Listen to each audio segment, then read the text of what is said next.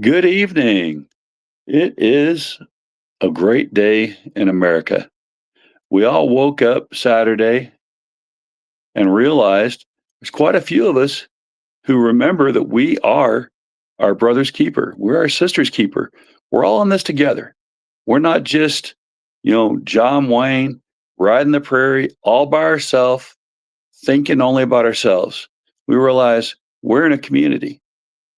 And as a community, we stand stronger together, you know, and that's what we decided to put out this weekend.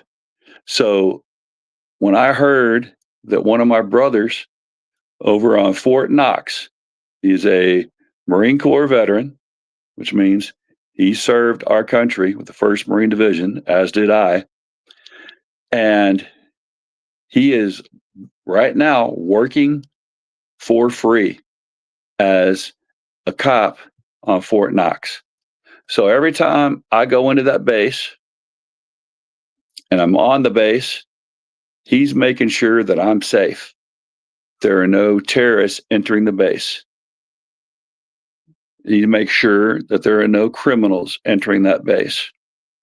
So it strikes me as just ludicrous that we can't pay this man. Now, someone else said, well, you know, Spencer Keck, we can't afford to help folks out with their health care. That's not what we do. That's up to them to do that. Well, you know what? I remember my scripture talks about someone who said, oh, who am I? My brother's keeper? The guy that said that, he wasn't a good guy. He was a brother killer. And so that has always been something that someone says that is a criminal at heart, someone who doesn't want to take care of their community. That's someone who does not have the spirit of love in them.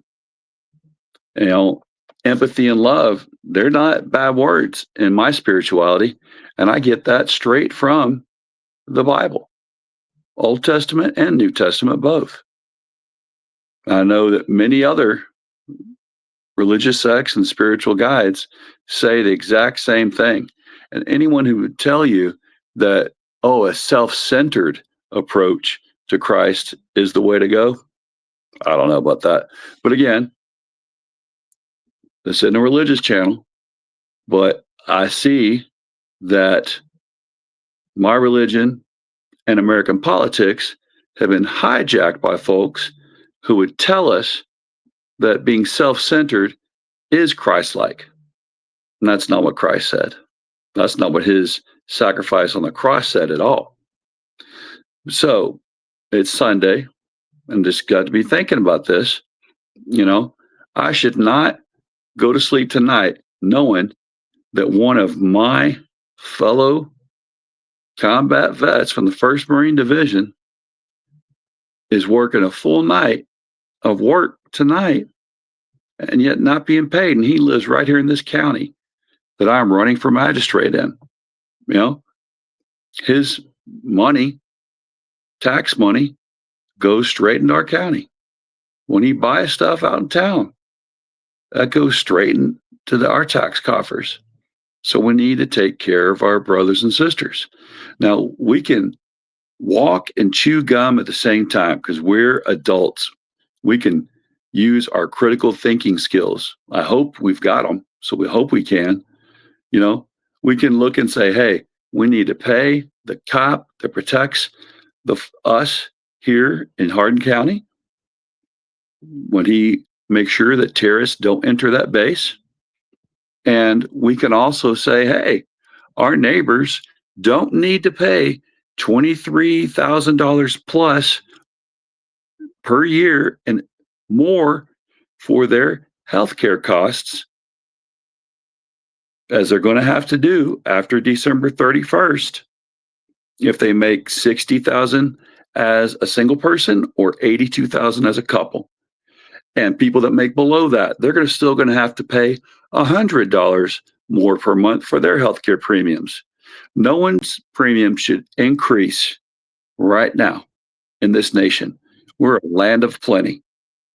We can make sure that anyone in this county, in this state, and in this nation, if they are working an honest day's work, no matter what they're doing, they should know that when they lay their head down at night, if they wake up in the morning and find out that they have a disease, that is not going to cripple them or their family for life if they can't afford that $100 extra in premiums for people making 60,000 or less, or that $23,000 plus per year for premiums for people that make 60,000 or more. And that's what's going to happen come December 31st. All right. It's already in stone unless all of Congress says, okay, we'll let these billionaires have the tax breaks that we're doing everything we can to give them, but we'll also make sure that those citizens that are working hard or that are destitute or that have handicaps will be taken care of. We're not going to let them fall through the cracks, and we can fund that. And we can also fund our cops on base and all the other civilians on base that are working for the federal government. We can send them back to work with their full paycheck, not make their family starve. Okay, folks, it's that easy. We're adults and we can walk and chew gum at the same time, right? It's that simple. We're not idiots like we want to be treated like we are. Okay.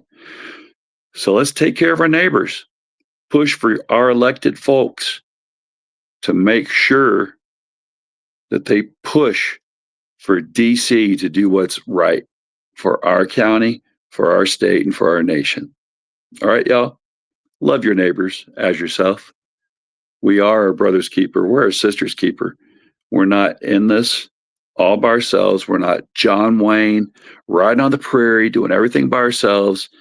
No, we're a community. We're a community of folks who love one another. We know that united we stand, divided we fall. I need to know that my family members aren't going to die if they get sick. And I also need to know that my neighbor is going to get a paycheck at night because he protects me when I'm going to the commissary or the exchange on base as a retired military person that has those privileges to do so. All right. Have a great night. Have a great week.